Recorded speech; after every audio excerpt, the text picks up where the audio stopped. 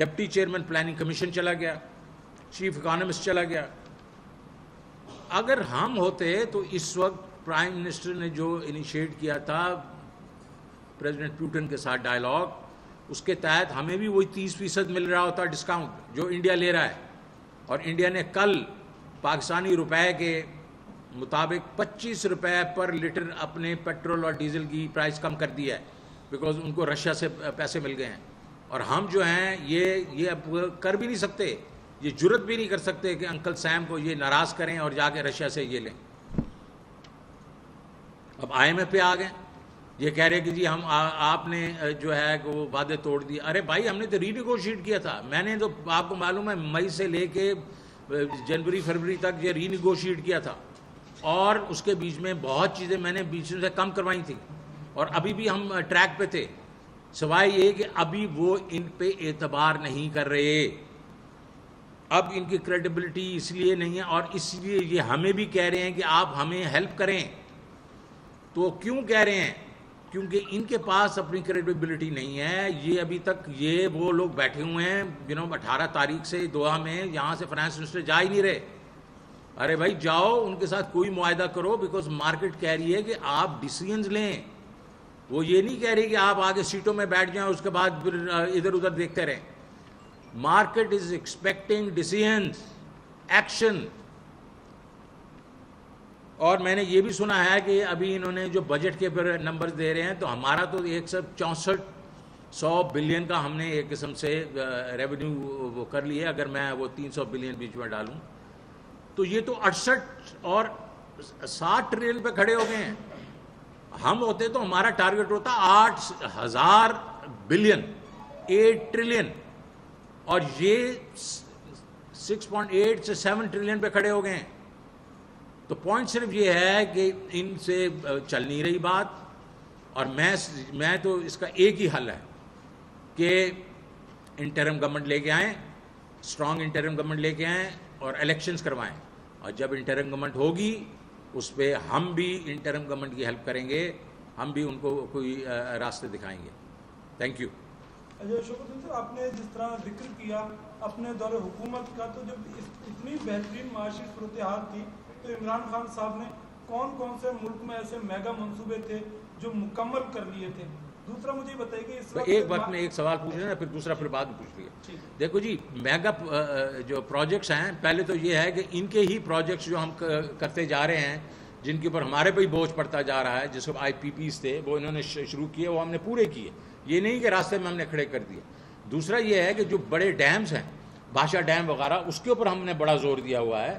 اور تیسرا یہ ہے کہ آپ جب منصوبوں کی بات کرتے ہیں تو آپ سڑکوں کی بات کرتے ہیں, آپ بات کرتے ہیں کہ کوئی برک اینڈ مارٹر والی بات کرتے ہیں. میں آپ کو بڑے صوبے بتاتا ہوں جو پاکستان کے لیے, پاکستان کی عوام کے لیے بہت بہترین ہے. صحت کارڈ جو 400 ارب روپیہ پر سال کا پروگرام ہے. کون سے ایسے پروگرامس تھے ان کے جو 400 ارب روپیہ ہر سال لگاتے تھے؟ اور یہ غریبوں کے لیے, ہر گھر کے لیے 10 لاکھ روپے. یہ بڑا پروگرام ہے. کامیاب پاکستان پروگرام, کامیاب پاکستان میں انٹرسٹ فری پروگرام, لونز ہم دیتے ہیں ایگریکلچر کے لیے, کاروبار کے لیے, اس کے ان کے گھروں کے لیے. کتنے ہوئے؟ ہم نے جب شروع کیا تو مارچ کے مہینے میں صرف ایک مہینے میں 7.5 ارب روپیہ ایک مہینے میں ہوا, اور اس کو ہم نے 150-200 ارب روپیہ پر منتھ کے لیے, سال کے لیے لے کے جانا تھا اس کو. اس کے بعد کامیاب جوان ہے. تو یہ جو پروگرامز ہیں, احساس کے جو پروگرامز ہیں, سو یہ نہ دیکھیں کہ برک اینڈ مارٹر کی کیا بات ہو رہی ہے. برک اینڈ مارٹر میں تو یہ جو کر کے گئے ہیں, اچھا باقی ہم نے جو ہائی ویز بھی بنائے ہیں, موٹر ویز بھی بنائے ہیں, صرف وہ دکھتی نہیں ہے نا. تو میں صرف یہ کہنے کی کوشش کر رہا ہوں کہ آپ صرف اس چیز میں مت جائیں کہ جو برک اینڈ مارٹر کیا ہوا ہے, یہ چاہیں کہ ہم نے عوام کی بہتری کے لیے کیا پروگرامز کیے. جی دوسرا آپ سوال کریں.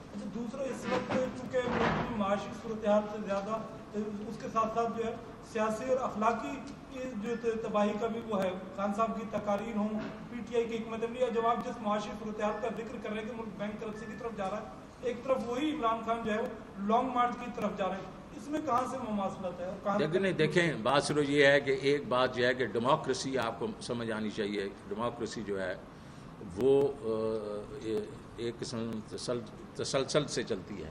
آپ یہ نہیں کر سکتے کہ ڈیموکریسی کو ہر 2 سال کے بعد اس کو ڈیسٹیبلائز کر.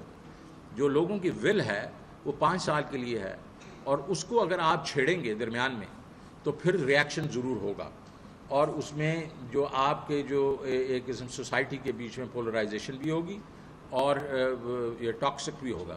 تو اس وقت تو خان صاحب نے تو کچھ نہیں کہا تھا، وہ تو اپنا کام کر رہے تھے، ان کو ایک قسم سے زبردستی ہٹایا گیا۔ جب زبردستی ہٹایا گیا تو اس کا مطلب آپ کا خیال ہے کہ وہ خان صاحب نے تو کچھ نہیں کہا۔ 10 اپریل کی رات کو لاکھوں لوگ جو ہیں، میں کہتا ہوں کروڑوں لوگ جو ہیں وہ سڑکوں پہ نکل آئے، تو انہوں نے ایک قسم سے ووٹ آف نو کانفیڈنس دیا کہ بھائی یہ زیادتی ہوئی ہے۔ تو بالکل آپ کی بات بجا ہے کہ ٹاکسٹی اور یہ پولرائزیشن کو ہمیں کم کرنا چاہیے، لیکن پھر جو ہے جو پاورز ٹو بی بھی ہیں، جو بھی یہ چیزیں کرواتی ہیں، یہ مل کے جو ہوتا ہے، ان کو بھی یہ چاہیے کہ ڈیموکریسی کے کنٹینیوٹی کے لیے یہ جو ہے یہ کم از کم اس کے جو 5 سال ہوتے ہیں لوگوں کے، وہ ان کو گزارنے دیں۔ جی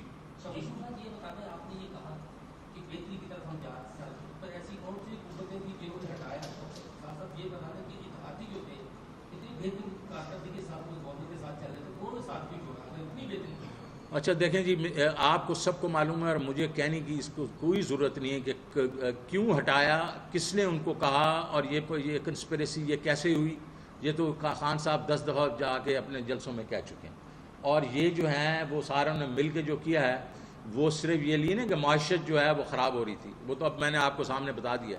یہ ہے کہ خان صاحب جو ہیں وہ ایکسیپٹیبل نہیں رہے کسی پاورز کو، اور وہ پاور جو ہے آپ کو معلوم ہے کہاں سے شروع ہوئی، اور وہ جو انہوں نے اپنا ڈونلڈ لو کی جو بات کی اور سارا اس کے بعد وہ جو بات کی ہے جس میں سیکورٹی کونسل نے ڈیمارش دیا، 2 دفعہ ڈیمارش کا، تو وہاں سے بات شروع ہوئی، اور اس کے پھر ٹھیک ہے، پھر تو آپ کے اتحادی بھی وہ ہیں جو بیسکلی مجھے اچھا نہیں لگتا، لیکن جو ٹیلی فون کال کا انتظار کرتے ہیں۔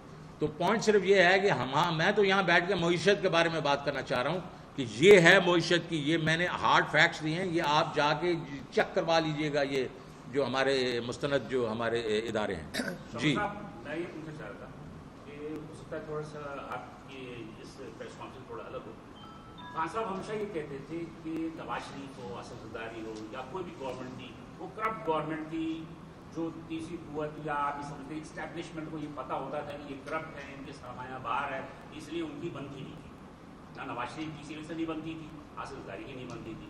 عمران خان صاحب تو ماشاءاللہ ایماندار آدمی تھے، ان کے متعلق کوئی بھی ایسے اسکینڈل نہیں تھا، تو پھر انہی قوتوں سے اس ایماندار آدمی کو ہٹانے کے لیے جو طریقہ اختیار کیا گیا، تو آپ کیا سمجھتے ہیں؟ کیا مطلب ہے کہ کیا عمران خان کی حکومت میں جو پنجاب کے حوالے سے ایک مسئلہ آ رہا تھا کہ وہاں کرپشن کی تعداد زیادہ ہو رہی تھی، تو کیا آپ تیسری قوت نے اسی کرپشن کی وجہ سے ہٹایا؟ یہ انٹرنیشنل تو اپنا جو بھی ہے سینیریو وہ ایک الگ کہانی ہے، لیکن بات یہ ہے کہ نواز شریف اور ان میں پھر فرق کیا ہے؟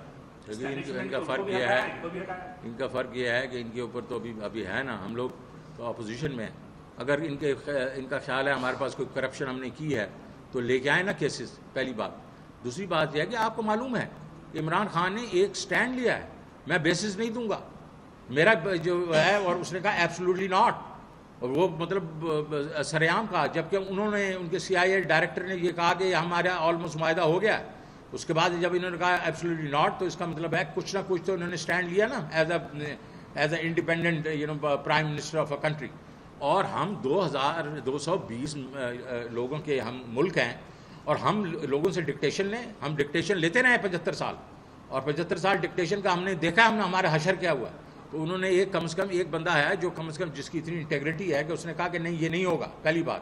دوسری بات یہ ہے کہ ہم اگر وہ رشیا چلا گیا ہے اور سب سے پوچھ کے گیا ہے اپنے جتنے بھی اسٹیک ہولڈر سے، اور وہاں سے واپس آیا، اور اس نے اس کے اوپر اتنی ناراضگی کہ کہا گیا کہ اس کو نکال دو تو ہم تمہارے سے خوش ہوں گے، اگر نہیں نکالو گے تو تمہارے سے ناراض ہوں گے۔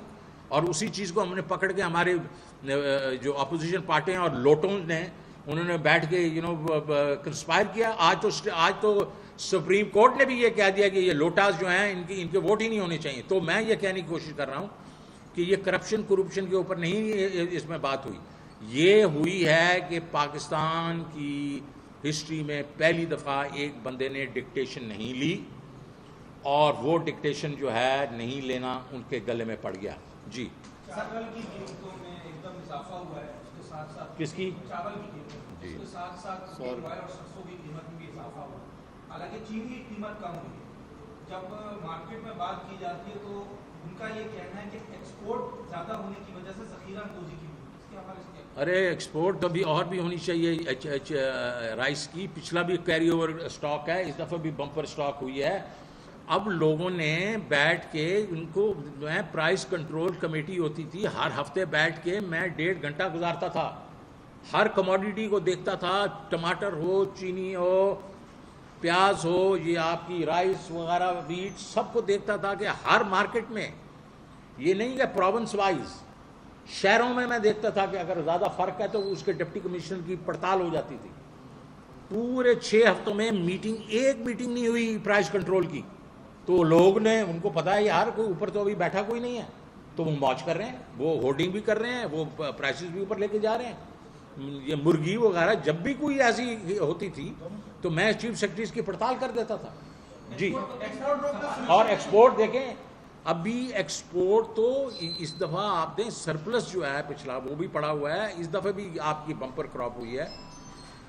जितनी एक्सपोर्ट होनी चाहिए उतनी एक्सपोर्ट नहीं हुई अभी तक, अभी सिर्फ होल्डिंग है, अभी सिर्फ ये जो स्पेकुलेटर है ये प्राइस हाइक किया हुआ उसने। दूसरा चीनी की आपने एक दफ़ा पहले कर दे, एक और चीनी की सर एक बात क्लियर कर दूं। आप जी, चीनी इस साल 75 लाख टन है, पिछले साल 55 लाख टन थी। इस साल हमारी उससे जो ज़रूरत से 15 लाख टन ज़्यादा है, और ये 15 लाख टन ज़्यादा है जिसकी वजह से हमारे ही दिनों पे 75-76 रुपये रेट हो गया था। अभी शहबाज शरीफ ने 70 रुपये की बात की है। चीनी के कार्टल्स ने, आप जाएं जोड़िया बाजार, 80 रुपये से कम कोई बेच नहीं रहा, तो इनकी वहाँ भी रेट खत्म हो गई। जी प्लीज़। ये जो मौजूदा हुकूमत ने इंपोर्ट आइटम बैन लगाया है, इसको आप कैसे देखते हैं, क्या इससे कंट्रोल किया जा सकता है? देखिए जी, पहले तो बात यह है कि ये वही ये घबराहट में नी जर्क रिएक्शन कर रहे हैं, सोच समझ के बात नहीं कर रहे।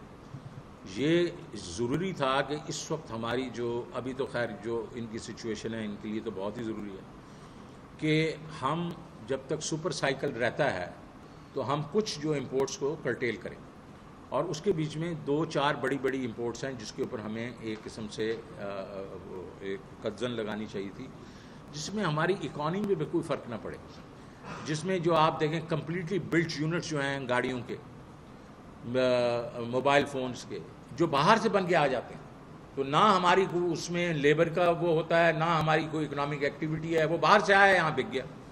उसके ऊपर जाओ यार, 2-4 बड़ी चीज़ें करो, वो 80% जो है ये सारा जो नंबर्स इनको इकट्ठे करने थे उसका हो जाता। इन्होंने जाके 308 कैटेगरीज को कर दिया, 850 चलें जितना भी किया, वो सारे लोग परेशान हैं। अब वो इम्तियाज़ वाला हो गया, ये बाकी जो स्टोर्स हैं उन्होंने कहा कैचअप की तुम 1 बोतल लेके जा सकते हो, फलां क्योस क्रिएट कर दिया। क्यों? घबराए हुए हैं, इनको समझ नहीं है, इनके हाथ पांव फूले हुए हैं। तो मैं अगर होता इनकी जगह तो ये ज़रूर करता मैं कि चंद 2-4 चीज़ें जो हैं उनको मैं बैन करता एक 6 महीने के लिए। बाकी कुछ जो बाकी हैं, फ्रूट्स हैं वगैरह, ये ड्राई फ्रूट, उनके ऊपर मैं ड्यूटी ज़्यादा बढ़ाता। क्योंकि अब क्या होगा, आपका ख्याल में ये चीज़ें आएंगी नहीं? ज़रूर आएंगी। खेपिए लेके आएंगे, और डॉलर कहाँ से लेंगे? आप ही की मार्केट से लेंगे यहाँ से। और जब आपकी जो है इनफॉर्मल मार्केट का डॉलर रेट ऊपर जाएगा, वो आपके इंटर बैंक पे भी इफेक्ट करेगा। लेकिन अगर जब सोच ना हो किसी चीज़ के पीछे तो यही होता है। और IMF अलग नाराज हुआ सर इसको। हुकूमत की कह रही कि पिछले 3.5-4 साल में इस हुकूमत ने 22,000 अरब रुपए के कर्जे जी। आप अपने जो मेगा प्रोजेक्ट है वो सेहत कार्ड, नौजवानों की जिनके लिए जो प्रोजेक्ट है उसको बनाते हैं, मेगा प्रोजेक्ट उसको बनाते, और 75 सालों में जितने कर्जे बतौर हुकूमत के लिए ये कर्जे, उसका फिर मसला मैं तो जनाब आपको एक्सप्लेन कर चुका हूँ इसमें, और फिर से कर देता हूँ। बहुत ही अच्छी बात की आप। हमने जो लिए कर्जे वो तकरीबन 18 ट्रिलियन लिए एडिशनल। ये 22 तो ये तो नंबर हैं आपके पास, मैंने नंबर दे दिए। हमारी GDP जो है इनकी 39 ट्रिलियन की GDP थी, हमारी 67 ट्रिलियन की है। हमारा डेट टू GDP जो है वो 63.8 है, इनका डेट टू GDP था 64%। ये हमारे से ज़्यादा थे। इनको कुछ समझाए कि यार लोग इतने बेवकूफ़ नहीं हैं। ये जो है अगर कर्जे उस बढ़ते हैं, अगर मैं पिछली दफ़ा के कर्जे मैंने आपको बता दिया, नेट इंक्रीज 45 बिलियन डॉलर्स की इनकी थी, हमारी 34 बिलियन डॉलर्स की है फॉरेन करेंसी में। तो प्रॉब्लम जब GDP बढ़ती है और डेट बढ़ता है तो उसको डेट टू GDP के तनासब में देखा जाता है, एब्सोल्यूट में नहीं देखा जाता। इसी तरीके से फिर इनका भी देख लें, और पिछले जो मुशर्रफ की हुकूमत जो छोड़ के गई थी डेट, वो 6 ट्रिलियन छोड़ गई थी, ये 25 ट्रिलियन छोड़ के गए, 4 गुना छोड़ के गए। तो ये क्या बात हुई फिर? तो इनको ये इनको समझाएं कि ये लोगों को जिस तरह बेवकूफ़ बनाने की कोशिश करते हैं। मैंने वो नंबर्स आपके सामने रख दिए हैं कि डेट टू GDP रेशियो देखी जाती है, हम इनसे कम हैं। 18,000 अरब का सर हिसाब भी दे देता हूँ, 9,000 अरब सूद में दिए, 4,500 अरब करेंसी कर्जा नहीं लिया, करेंसी की रेट की वजह से 4.5 जो हमने खालिस कर्जा लिया है वो 3,900 अरब रुपए लिया। तो ये 18,000 अरब का हिसाब है जी। आपने बात की कि लोगों की बात की, तो जब जहाज बार बार कर आते थे वो भी तो उसमें तो लूटे आते थे। एक सवाल ये, दूसरा ये कि 74 साल तारीख के अंदर इतना डॉलर जो है वो नहीं, 89 आपकी 3 साल गवर्नमेंट के अंदर $89 जो है सब लोग कह रहे हैं सामने देख, उसमें इजाफा हुआ। तो इसकी वजह क्या है? उससे तो आम आदमी जो पिसके रह गए, तो आपकी गवर्नमेंट के ऐसे कौन से इकदाम? देखिए जी, मैंने इतने नंबर्स आपको दिए हैं, फिर आप उसके ऊपर तवज्जो नहीं दे रहे ना। पहले तो मैंने ये आपको सामने देख जी, कैमरा सामने जी देखें, आपको मैंने ये कहा है कि हमारे वक्त में 123 रुपए से 182 रुपए हुआ है। इनके वक्त में तो ये 2 हुकूमतों में तो 100% बढ़ा, और तो वो आप नहीं देख रहे। दूसरा ये है कि इन्होंने तो जो नहीं बढ़ाया था काफ़ी अर्सा, उससे आपको इतना नुकसान हुआ कि 5 साल में $10 अरब की एक्सपोर्ट कम हो गई, और आपकी $23 बिलियन से इंपोर्ट ज़्यादा हो गई। तो आपने अपने जो रुपए को ओवर वैल्यू रखा, सारी दुनिया ने देखा कि $33 अरब को आपने आग लगा दी। और हमारे वक्त में एक्सपोर्ट बढ़ी है 8 बिलियन, और इंपोर्ट जो है ओवरऑल हमारी फ्लैट या 2 बिलियन कम हुई है। 10 बिलियन हमने पॉजिटिव बीच में कंट्रीब्यूशन की है। तो आप इसको इकोनॉमिक्स के तौर पे देखें ना, तो हमारा जो ये कहते हैं ना इतने कर्जे बढ़ा दिए, वो तो मैंने आपको बता दिए। एक्सचेंज रेट का मैंने पहले बता दिया कि इनकी पहली जो हुकूमतें थी 2, उसने 200% से रुपये को अप्रिशिएट किया। इन 2 हुकूमतों ने 100% से किया। हमने तो अभी किया भी 50, मे बी लेस देन 50%। तो हमें आप उस पर बोलना है, हम क्या कर रहे हैं?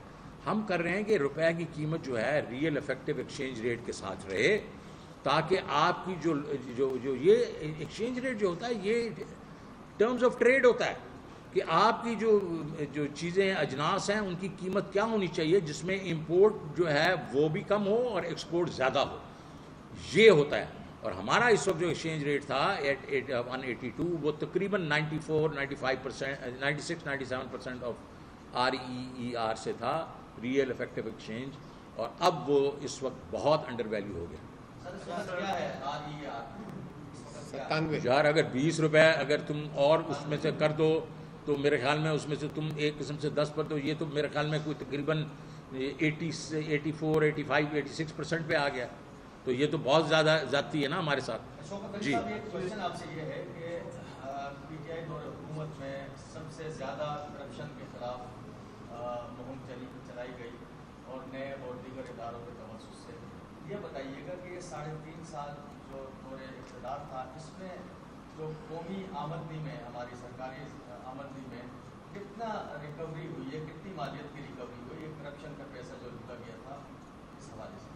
देखिए जी, मुझे पूरे नंबर तो नहीं मालूम, लेकिन जो नैब से आप बात करें तो वो तो कोई सैकड़े बिलियंस की बात करते हैं, और मेरे नज़दीक तो ये भी एक बहुत बड़ा अलमिया है कि हमारी प्रोसिक्यूशन इतनी स्लो है, इतनी इनफेक्टिव है कि जो बिल्कुल कमरबंद केसेस हैं उस पर भी मतलब फ़ैसले नहीं होते, और मतलब साल लग जाते हैं।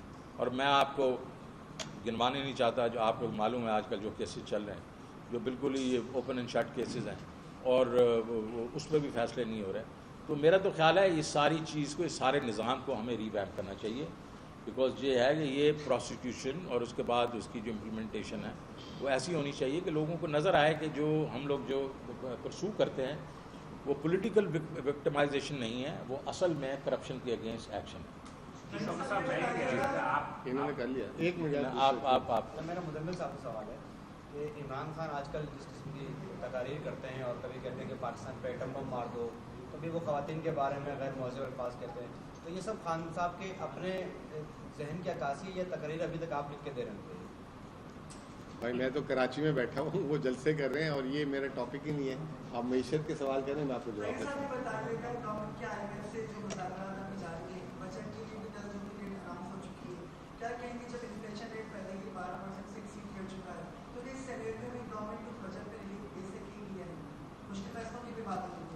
मुश्किल फैसला अभी तक ये तो नहीं कर सक रहे कि जिसके ऊपर ये कह रहे थे कि ये तो पिछली हुकूमत बहुत गलत करके गई है, जो रिलीफ दे के गई है पेट्रोल डीजल और उस पे पावर रेट्स पे, उसका तो ये रोल बैक कर नहीं सक रहे।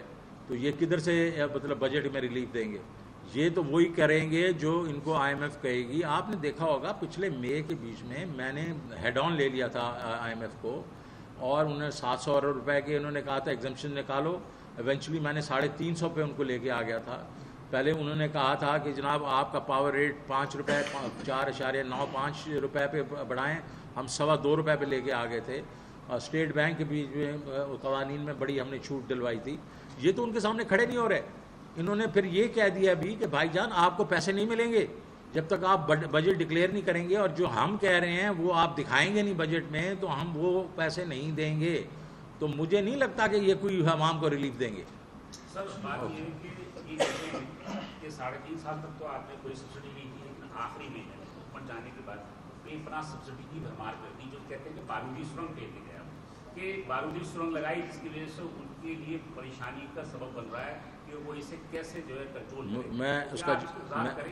मैं बहुत सिंपल जवाब दे दूंगा। ये तो देखें मिस स्टेटमेंट ऑफ फैक्ट्स हैं।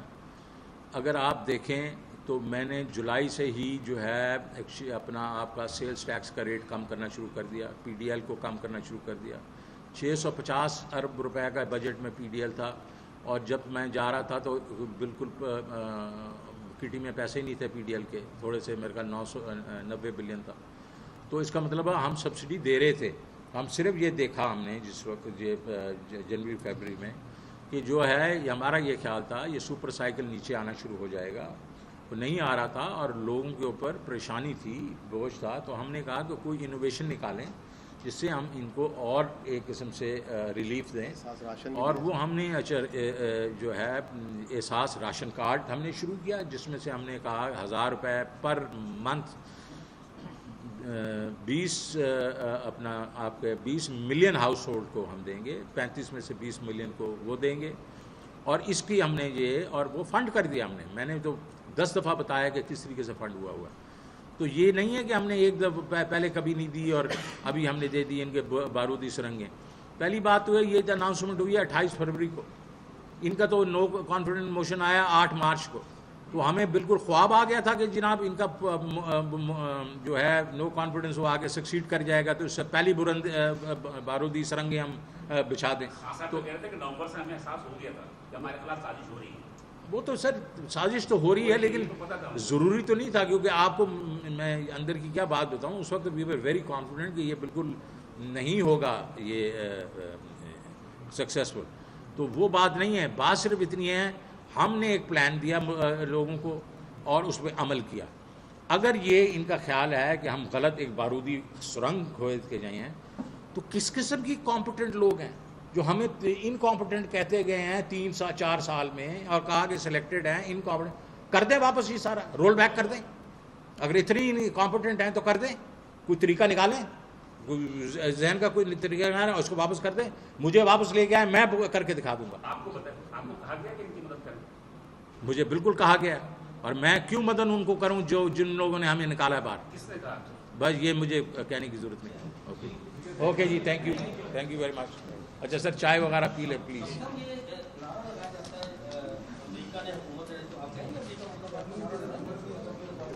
किसका? मेरे ख्याल में तो हम सारे हमारे लोग जो हैं, देखो जलसों में कहना चाहिए ना, मैं तो बैठ के इधर कहूँ तो बात नहीं बनती। और दूसरी चीज़ यह है, देखें अमेरिका हो या यूरोप हो वगैरह, हमें किसी के बारे में जो है इस तरह ओपनली हमें नहीं करना चाहिए।